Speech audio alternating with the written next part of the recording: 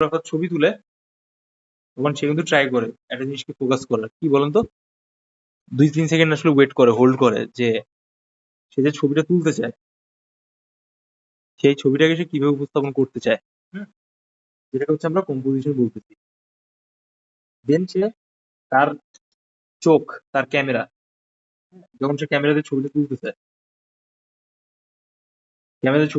তখন কিন্তু একটা সিস্টেম আছে, যেমন তার ভিতরে লেন্স আছে, অ্যাপারচার আছে, তারপর হচ্ছে বিভিন্ন ধরনের যে আমরা বিষয়গুলো সাধারণত দেখে থাকি, ওই ছবিটাকে দেখা। সো সেম ওয়ে আমি যখন আপনাদের যে মডেলটার ছবি প্রোভাইড করলাম, আমি যখন সেই ছবিটা দেখতেছিলাম তখন কিন্তু আমি সেম ব্যাপারটি চিন্তা করছি। সো এটা হইতেছে মেইন কম্পোজিশন। ক্লিয়ার? কেউ কোনো প্রশ্ন করবে না যখন আমি আপনাদের সাথে কোনো টপিক নিয়ে ডিসকাশন করবো, সবার ডিস্টার্ব হয়। কোশ্চেন করার জন্য আলাদা সময় দেওয়া হবে। আচ্ছা, তো এই কম্পোজিশনের জন্য আপনাকে সবার আগে যেটা মাথায় রাখতে হবে, এটা যদি আপনার একটা স্পেস হয়, এই স্পেসে যেন ব্যাকগ্রাউন্ডের জায়গাটা অ্যাটলিস্ট আপনার খালি থাকে। এই যেরকম এই ব্যাকগ্রাউন্ডের স্পেসটা যেন খালি থাকে। ক্লিয়ার? দেখেন খুব সহজে আমি বোঝানোর চেষ্টা করতেছি। আর আপনি যেন এই মাঝখানে জিনিসটাকে আঁকান, যাই আঁকেন না কেন। ঠিক আছে? তো আমরা কি শিখলাম, কি জানলাম, যে আমরা পেজের এই ব্যাকগ্রাউন্ডের মিনিমাম 2 আঙ্গুল, মানে এটা মনে করেন যে আমাদের পেজ, পেজ, আমরা পেজের উপর থেকে 2 আঙ্গুল বা 3 আঙ্গুল, নিচ থেকে 3 আঙ্গুল বা 2 আঙ্গুল, সাইড থেকে 2 আঙ্গুল, এরকম আমরা খালি রাখবো। Do you understand? এই যে আমি দাগ দিলাম আপনাদের বোঝার সুবিধার্থে। ভাইয়া আমি স্ক্রিনে কিছু দেখতে পাচ্ছি না। সবাই খেয়াল করেন, যখন আপনি ব্যাকগ্রাউন্ডে এরকম স্পেস খালি রাখতেছেন তখন কিন্তু আপনার এক্সামিনার বুঝলো যে এর আসলে কম্পোজিশনাল সেন্স ভালো। এবার সেকেন্ড ব্যাপারটা নিয়ে আমরা কথা বলতে বলি। কম্পোজিশনের সেকেন্ড ব্যাপার, সেকেন্ড ব্যাপারটা হচ্ছে যে কোনো কিছুকে সাজানো। এখন আপনার ছবি আছে বা আপনার রেফারেন্স কোনো মডেল বসায় দেওয়া আছে, কিন্তু আপনি তো জানবেন না বা আপনি তো জানেন না যে পেপারে কিভাবে সাজাবেন। এই জন্য আমরা যে একটা টেকনিক ইউজ করি, আমাদের পেজের যে কোনো একটা কর্নারের সাইডে এইভাবে ওই টোটাল ফিগারটাকে সাজানোর চেষ্টা করি, বা এভাবে ছোট্ট করে বক্স করে মার্ক করে নিই। ঠিক আছে? দেখেন আমি যেভাবে করতেছি, according to our this figure,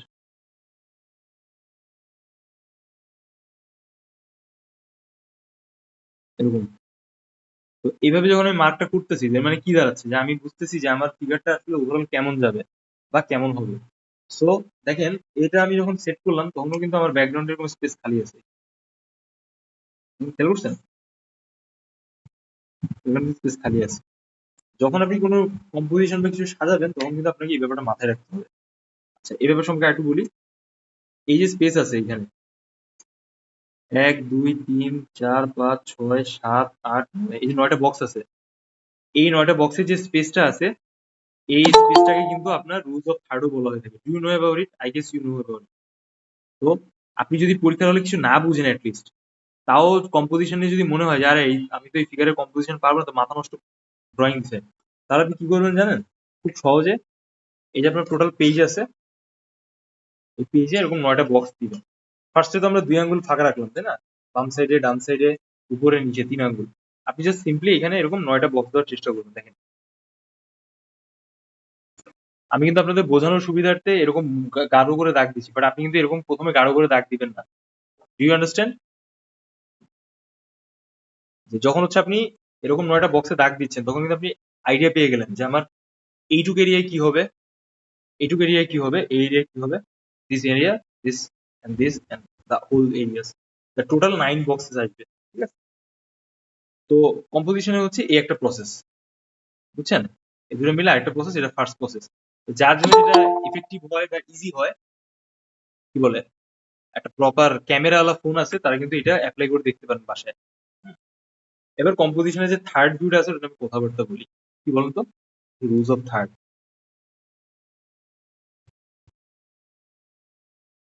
এটা বেসিক। আর তারপর হচ্ছে আমরা থার্ড যে বিষয়টা কথা বলবো, এটা হচ্ছে position. Hmm, side TM position. What is position? পজিশনটা হচ্ছে যে দুইটা মোড হয়, একটা হচ্ছে পোর্ট্রেট, একটা হচ্ছে ল্যান্ডস্কেপ। এটা হচ্ছে কি বলুন তো? ল্যান্ডস্কেপ। ঠিক আছে? তো এই যে পোর্ট্রেটের এই যে ল্যান্ডস্কেপটা আছে, এটা আপনাকে বুঝতে হবে যে আপনি আপনার ফিগারটা কিভাবে সাজাইতে চান। পোর্ট্রেট পজিশনটা কি? আপনি যখন ভার্টিক্যাল অ্যাঙ্গেলে এই যে এরকম ভার্টিক্যালি যখন কোনো কিছু সাজাচ্ছেন, ঠিক আছে, এই মনে করেন যে আমি একটা ফিগার এখানে আঁকালাম, ভার্টিক্যালি যেটা সাজাচ্ছেন, ভার্টিক্যাল। আর ল্যান্ডস্কেপটা কি এই হচ্ছে হরাইজন্টাল। ওকে, আচ্ছা এখানে টি হবে, এ হবে না। আচ্ছা, তো বুঝতে পারছেন সবাই? তাহলে আমরা কি শিখলাম, একটু রিপিট করি। এটা ছিল এর আগে রুলস অফ থার্ড, এরপর হচ্ছে পজিশন, পোর্ট্রেট, ল্যান্ডস্কেপ। তো এটা হচ্ছে আমাদের ভার্টিক্যাল পজিশন, এটা হচ্ছে আমাদের ল্যান্ডস্কেপ পজিশন। ওকে, তো এবার আমি আপনাদের সাথে আরেকটু কথাবার্তা বলি। বলেন তো, আমরা আজকে যে মডেলের ছবিটা আপনাদের সাথে শেয়ার করছি, এটা আমরা কিভাবে আঁকাবো? এটা আমরা ল্যান্ডস্কেপে আঁকাবো নাকি পোর্ট্রেটে আঁকাবো? কেউ কি বলতে পারেন? এই আমাদের পেজ, পোর্ট্রেট। এক্স্যাক্টলি পোর্ট্রেট, সাবাস। তো ল্যান্ডস্কেপ যদি হয় এটা হচ্ছে এরকম হবে। আচ্ছা, এবার আমি আপনাদের একটা ছোট একটা বিষয় বলি। আপনি ল্যান্ডস্কেপে আগাইতে চান, হুম, আপনি যখন কোনো ছবিকে ল্যান্ডস্কেপে আঁকাবেন তখন কিন্তু অনেক সাবজেক্ট সম্বন্ধিত ব্যাপার নিয়ে আঁকাবেন। মনে করেন যেটা হচ্ছে আমার স্পেস, আপনি যদি কোনো কিছু ল্যান্ডস্কেপে আঁকাইতে চান, এখানে অনেক বিষয়ের অ্যাড হওয়া দরকার। তো এই জন্য আমরা এখানে অনেক ইনফরমেশন বা অনেক জিনিসপত্র ইনপুট হিসেবে রাখি, ঠিক আছে? Just try to focus on it. আমাদের 4টা সাবজেক্ট, 1, 2, 3, 4, ঠিক আছে? 1, 2, 3 and 4, এই 4টা সাবজেক্ট। তো যখন আমরা কোনো কিছু আঁকাচ্ছি তখন কিন্তু আমাদের এভাবে হিসাব করে বুঝতে হবে। যখন আমরা পোর্ট্রেট পজিশনে আঁকাচ্ছি তখন কি হচ্ছে বলুন তো, আমরা একটা সাবজেক্ট কভার করতেছি এর ভিতরে, একটা সাবজেক্ট, ঠিক আছে? দেন ওই একটা সাবজেক্টকে সুসজ্জিত রাখতে বা কম্পাইল করতে যেটা ইউজ করছি সেটা হচ্ছে এই কি কম্পোজিশন। You understand? তো এই হইতেছে ওভারঅল ব্যাপার। সবাই কি বুঝতে পারছেন? We are not spending not more than কত বলুন তো, 1.5 মিনিট, ঠিক আছে? আমরা কিন্তু এর বেশি সময় এক্সাম হলে ব্যয় করতে পারবো না, কারণ আমাদের এক্সামের টাইম কিন্তু খুব সীমিত। ম্যাক্সিমাম ইউনিভার্সিটি এক্সাম কিন্তু 60 মিনিটস এর হয়, ঠিক আছে? তো ফার্স্ট 2 মিনিটস হচ্ছে আমরা কি করতেছি বলুন তো, এই যে ছবিটা আমি আপনাকে দিলাম, ফিগারটাকে অ্যানালাইসিস করতেছি। ওকে, আমরা একটা লিস্ট আউট করি, তাই না? এটা বেশি মানে ভালো লাগে আমাদের জন্য। ওটা লিস্ট আউট করি, এক্সাম টাইম লিস্ট আউট, ঠিক আছে? Exam time list. কিভাবে হচ্ছে আমরা এক্সামের টাইমটাকে ভাগ করতে পারি? তো ফার্স্ট 2 মিনিট হচ্ছে আমরা কিসে ব্যয় করবো? অবজারভেশন। হ্যাঁ, ফিগারটা কেমন আছে এরকম। অনেক ছেলেরা আছে না, অনেক লুচ্চা টাইপ হয়, মেয়েদের অনেক ডিপ ডাইভিং অবজারভেশন করে রাস্তা দিয়ে শাড়ি পরে হেঁটে গেলে, এরকম টাইপের না। ব্যাপারটা হইতেছে জাস্ট শালীন ভাবে, ঠিক আছে? সেকেন্ড হচ্ছে আমরা 1 and 5 মিনিটস টাইম দেবো হচ্ছে কম্পোজিশনাল ব্যাপারে। কি ব্যাপার শিখলাম আমরা? কম্পোজিশন। তো আমরা এখন আমাদের 3.5 মিনিট স্পেন্ড অলরেডি করে ফেললাম, ক্লিয়ার? এবার আমরা আসছি থার্ড নাম্বার স্টেজে, এখানে আমরা 2 মিনিট টাইম ব্যয় করবো। কি বলতো, পার্সপেক্টিভ। আই হোপ যে আমার লেখাটা আপনারা ক্লিয়ারলি বুঝতে পারতেছেন, ঠিক আছে? Let's talk about the perspective. Perspective মানে হইতেছে যে কোনো কিছু দৃষ্টিকোণ, মানে আপনি যখন কোনো কিছু ছোট থেকে বড় হিসেবে দেখতেছেন, ঠিক আছে? মনে করেন যে এই যে ফিগারটা আছে, হ্যাঁ, এই ফিগারটা আপনি মানে এরকমই তো একটা প্রিন্ট আউট ছবি পাবেন মেইন এক্সামে।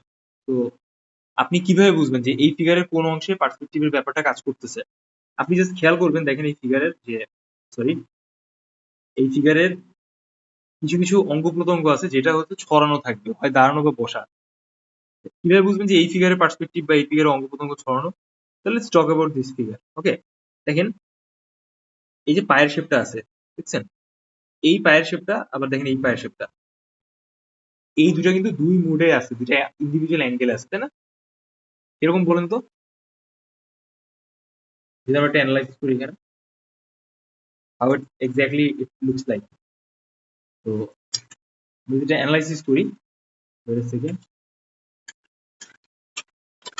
দেখেন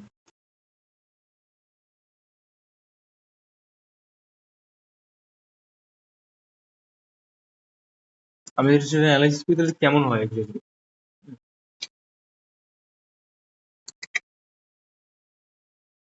এটা হচ্ছে ছড়ানো। তো আমাদের ফিগারটা হচ্ছে প্রথমে এরকম ছিল, পরে কিন্তু এটা, এই আমরা কি আঁকলাম? স্কেলেটন, এইভাবে হয়ে এইভাবে আসছে, তাই না? এইভাবে হয়ে এইভাবে আসছে, খেয়াল করেন এরকম কিনা। দেন একটা পা এরকম চলে গেছে, আরেকটা হাতের শেপটা এরকম চলে গেছে, বুঝছেন সবাই? দেখেন এটা কিন্তু এরকমই আছে, এই যে দেখেন আমি জাস্ট এটা রেফারেন্সের জন্য দেখাইছি, ঠিক আছে? আপনারা কিন্তু এটা নিয়ে আবার পেঁচায় যায় না, এটা কিন্তু জাস্ট রেফারেন্সের জন্য দেখাইছি। তো আমাদের এখানে যেটা বুঝতে হবে যে what is exactly the perspective we going through. দেখুন, তো এই যে পাটা আছে, এই পাটা হচ্ছে আমাদের পার্সপেক্টিভ লাইন।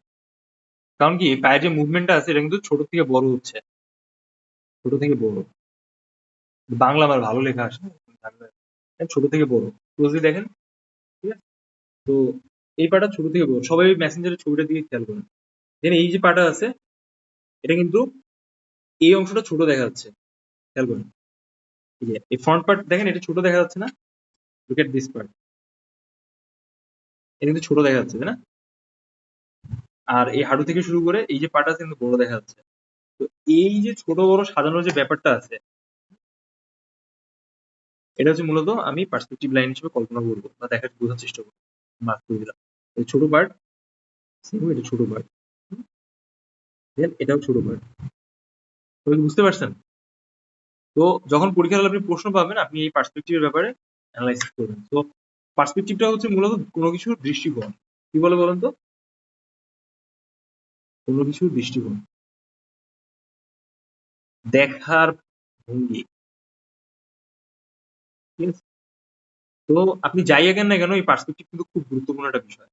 আপনি যদি এটা না ধরতে পারেন মেইন এক্সামে, তাহলে হবে জানেন কি, আপনার হাত পা ছোট বড় হয়ে যাবে। দেখবেন কি আমাদের আমাদের যে গ্রুপটা আছে, ফেসবুক যে কমিউনিটিটা আছে, ওইখানে দেখবেন অনেক স্টুডেন্টরা আছে, তারা একে একে ছবি পোস্ট করতেছে। তাদের কিন্তু হয় মাথার সাইজ ছোট হয়, মাথা ছোট হয়, নাহলে পায়ের সাইজ বড় হয়ে যায়, তারপর কি হয়, এলিয়েনের মতো দেখা যায় ফিগার গুলোকে, এলিয়েন মনে হয়, তাই না? তারপর হচ্ছে রিয়েল লাইফের সাথে মিল পাওয়া যায় না।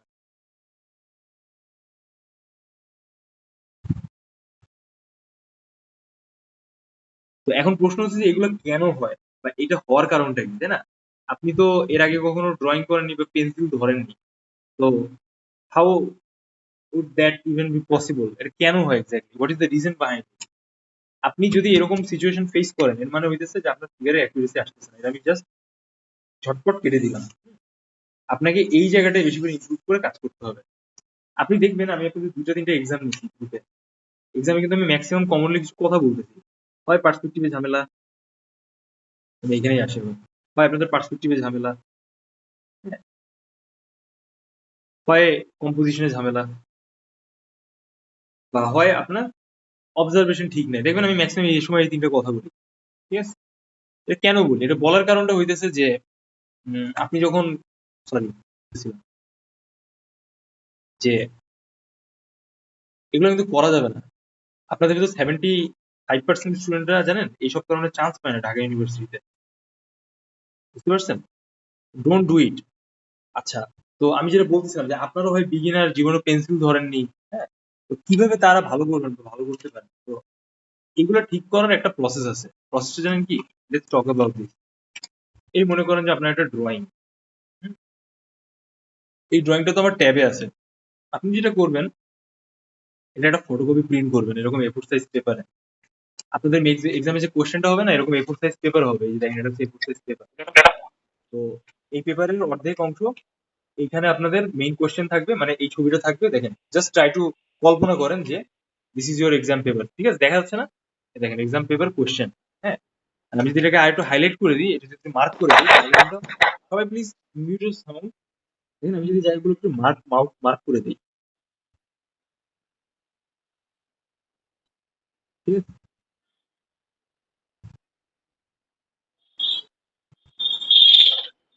আমি যদি জায়গাগুলোকে একটু মার্ক করি,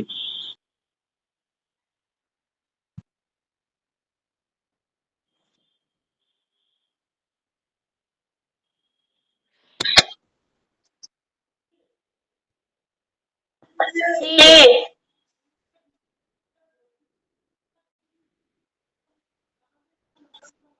এই দেখেন এই হচ্ছে আমাদের ফিগার, ঠিক আছে?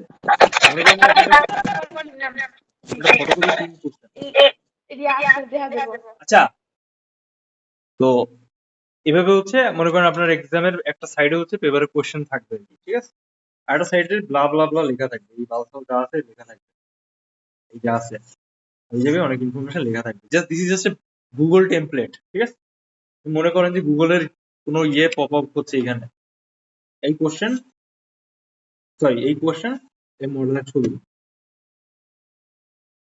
এই হিসাবে আপনাকে ওভারঅল ফিগারটাকে আগাইতে হবে পেপারে। ক্লিয়ার? তো আপনি যেটা করবেন, আপনারা যারা একেবারে বিগিনার লেভেলে আছেন, একদম দুধভাত, তারা যেটা করবেন এটাকে প্রিন্ট আউট করবেন, ঠিক আছে?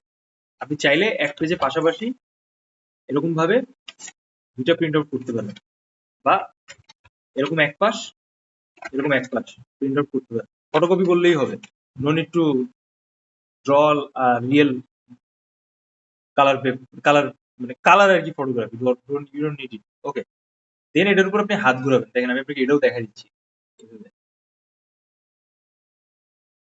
এভাবে হাত ঘুরাবেন, ঠিক আছে? যেগুলো যেগুলো লাইন আপনি দেখতে পাচ্ছেন সেগুলো লাইন আপনি জাস্ট নর্মালি এভাবে হাত ঘুরাবেন। হ্যাঁ, দেন আরেকটা সাইডে হচ্ছে এই যে আমি যেরকম বক্সের শেপ দেখাচ্ছি, এরকম বক্সের শেপ দেবেন। দেখেন এই সার্কেল, এরকম বিভিন্ন ধরনের শেপে আপনি কিন্তু টোটাল ফিগারটাকে উপস্থাপন করার চেষ্টা করবেন। ওকে, যখন আপনি এটা করতেছেন আপনার কিন্তু একটা ধারণা চেঞ্জ হচ্ছে টোটাল ফিগারে, যে এটা আসলে এরকম হয় বা এটার গঠনটা এরকম। And when you are quite good enough to practise, you are trying to practise the whole thing accurately, তখন আপনার একটা আইডিয়া চলে আসবে, তখন আপনি না দেখে আগাইতে পারবেন। হ্যাঁ, যে এ হচ্ছে আমার সার্কেল মাথা, এ হচ্ছে আমাদের ওভারঅল অবস্থা, দেন এটা হচ্ছে আমাদের ফিগারের ওভারঅল শেপ, বা ওটা আমরা যাই বললেন এরকম। এই দেখেন, এটা হচ্ছে আমাদের সাইড বাই সাইড প্র্যাকটিস। তো এটা করতে পারেন এক সাইডে এ4 সাইজ পেপারে প্রিন্ট আউট করে এটা হাত ঘুরাইলেন, দেন পাশাপাশি নিজের একটা বক্স হিসেবে আঁকেন। তো বুঝতে পারছেন, এটা হচ্ছে সব থেকে ইজিয়েস্ট টেকনিক। আর এভাবে আপনি কিন্তু পার্সপেক্টিভ লাইনও খুব ক্লিয়ার করতে পারবেন, যে কোনটা হচ্ছে আপনার সব থেকে কাছের বা দূরের।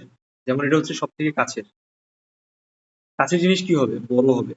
হ্যাঁ, পার্সপেক্টিভের সহজ একটা রুলস বোঝার চেষ্টা করুন। আপনি সব থেকে কাছে যে জিনিসটা আঁকাবেন, কাছে যেটা আঁকাবেন মানে আপনার ধারে কাছে যেটা দেখা যাচ্ছে সেটা হচ্ছে সব থেকে বড় হবে, আর আপনার থেকে দূরে যেটা আছে সেটা সব থেকে ছোট হবে। দেখেন যখন আমি মডেলের ছবিটা তুলি, তখন এই মডেলের এই যে পাটা আছে না, এই পাটা কিন্তু দূরে ছিল, যার কারণে এটা কিন্তু ছোট দেখা যাচ্ছে। দেখেন পায়ের রেশিও সাইজ কিন্তু বড় দেখা যাচ্ছে, সেম ওয়ে এইটা।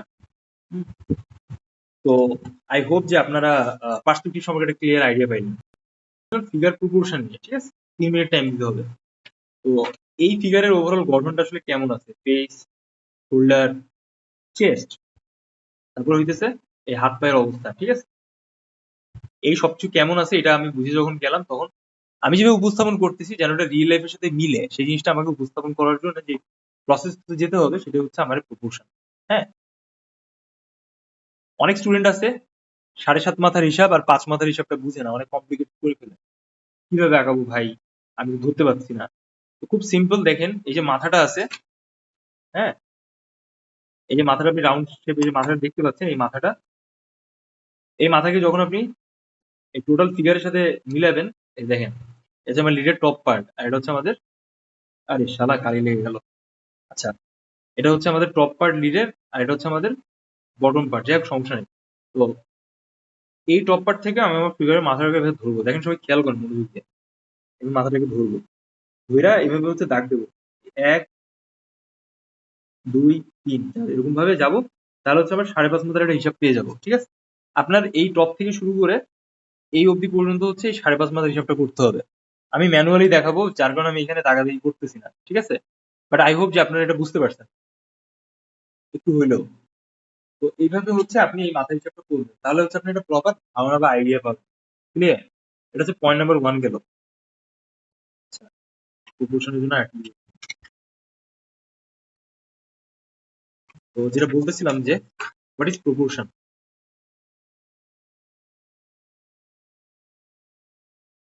প্রপোর্শনটা হচ্ছে যে কোনো কিছুর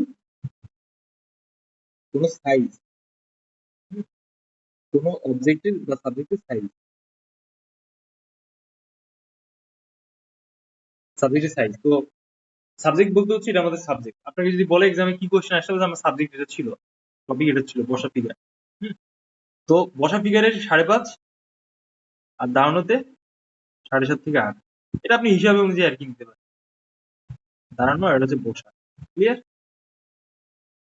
যেটা বলতেছিলাম যে আপনি যখন এটা হিসাব করলেন তখন তো আপনার একটা আইডিয়া অলরেডি ধারণা চলে আসলো।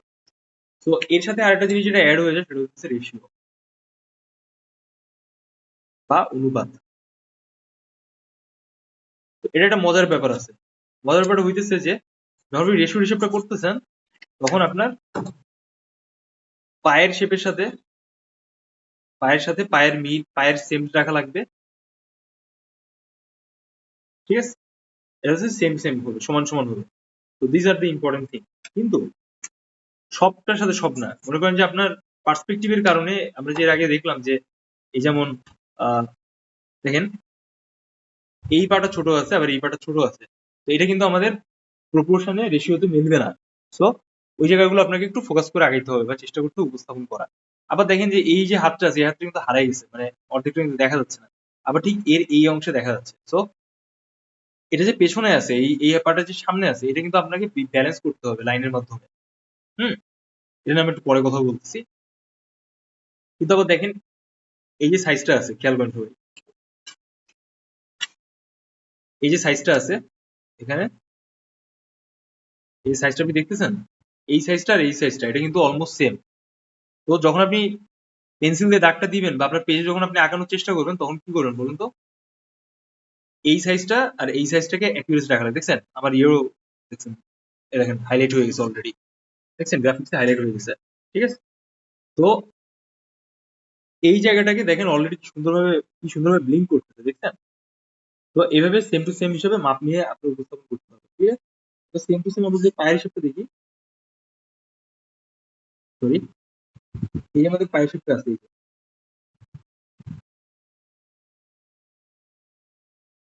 এই আমাদের পায়ের শেপটা আছে, এই পায়ের শেপ দেখছেন এটাও ব্লিঙ্ক করতেছে, ব্লিঙ্ক করতেছে। আচ্ছা, সেম ওয়ে আমাদের এই যে পায়ের শেপটা আছে এটা যেন সেম হয়। তো আপনি যখন কোনো ছবি আঁকাবেন তখন কিন্তু এগুলোকে মেনটেনেন্স করার চেষ্টা করবেন, কারণ একটা জাস্ট এক পলকে দেখেই বোঝা যাবে যে আসলে আপনার ছবিটা কেমন হয়েছে বা আপনার ওই সাইজ গুলো ছোট বড় লাগতেছে কিনা, এক্সামিনে কিন্তু এক চান্সে বুঝে যাবে। তো এরকম ছোট বড় অনেক ব্যাপার থাকে যেটাকে প্রফেশনাল মেনটেন করার জন্য আপনার উপস্থাপন করাটা খুব জরুরি। দ্য সেম ওয়ে এটাকে আমরা রেশিও হিসেবে দেখি। তারপর দেখেন এখানে আমরা যে পায়ের ডিটেলস দেখতে পাচ্ছি, দেখছেন এই পা তারপর এই পায়ের অংশ, দেখছেন এখানে কিন্তু আমাদের পার্সপেক্টিভটা আসছে। দেখেন এই অংশটা কিন্তু পার্সপেক্টিভের কারণে বড় দেখা যাচ্ছে, আবার এই অংশ কিন্তু ছোট দেখা যাচ্ছে। তো আমরা যখন টোটাল ড্রয়িংটাকে আঁকাবো আমাদের কিন্তু ওই ব্যাপারটাকে উপস্থাপন করতে হবে। দেখেন সেম টু সেম শোল্ডারের যে শেপটা আছে,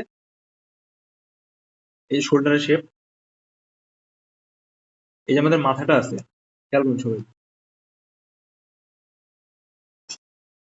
এই যে সাইজটা আছে, এই সাইজ বরাবর কিন্তু আমাদের শোল্ডারের শেপটা আসবে। বুঝছেন? আমি কিন্তু অ্যাকিউরেট যে মাপটা আছে তার একটা ওভারঅল ধারণা আপনাদের দিয়ে দিলাম। তো এটা হচ্ছে খুব বেসিক নলেজ। আপনারা যখন ছবি আঁকাবেন তখন এই ব্যাপারগুলোকে আপনার নোট ডাউন করা লাগবে আপনার আঁকানোর মাধ্যমে। ক্লিয়ার? তো আই হোপ যে আপনারা প্রপোর্শন এর রেশিও সম্পর্কে একটা প্রপার আইডিয়া পেয়ে গেছেন। সরি, এটা তো প্রপোর্শন প্লাস রেশিও, এটা একটা ক্লিয়ার ধারণা পেয়ে গেছেন। ঠিক আছে? 10 মিনিটস আমি বারবার করে বলি না ভিডিওতে, দেখেন কিভাবে আপনি ইউজ করবেন। এই প্রথম 10 মিনিট দেখেন কিভাবে 2 মিনিট অবজারভেশনে, 1.5 মিনিট কম্পোজিশনে, 2 মিনিট পার্সপেক্টিভে, 3 minute proportion and 1 minute ratio. 3, 5, 7, sorry 7 আর 1 8, 8.5 মিনিট। তো আপনি এখানে 8.5 মিনিট ধরেন, এটা সব থেকে মানে জেনারেল মানে জেনারিক যে ব্যাপার রেশিও বা হিসাবটা। ঠিক আছে? আপনি চাইলে এখানে 10 মিনিট স্পেন্ড করতে পারেন।